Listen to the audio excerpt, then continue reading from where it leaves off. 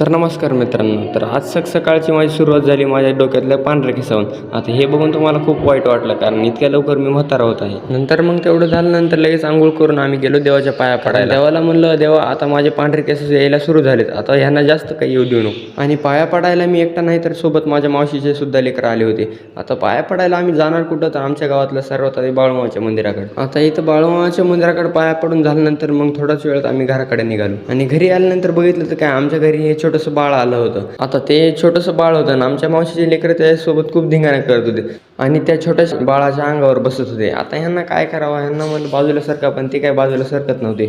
मग last option मावशीला सांगितलं हे धिंगाणा करायला, तर मावशीनं मग ह्या दोघायला सुद्धा मारून काढलं. मग ह्यांना मारल्यानंतर हे रडत रडत बाहेर गेले. नंतर मग माझ्या मागं लागलं या दुकानात बसायचं. आता दुकानातलं मला खायला काय बंदी नव्हती, पण मी काय खात नाही, कारण हे दुकान जे आहे ते आमच्या आजोबांचं आहे. मग गावामध्ये तेवढ्यात हे कोणतरी शाळेचे पोस्टर आले होते. आता हे वाचावं म्हणलं तर काय, हे वारानं तर खूप उडत होतं. आणि ही आहे आमच्या गंगाखेडची शाळा.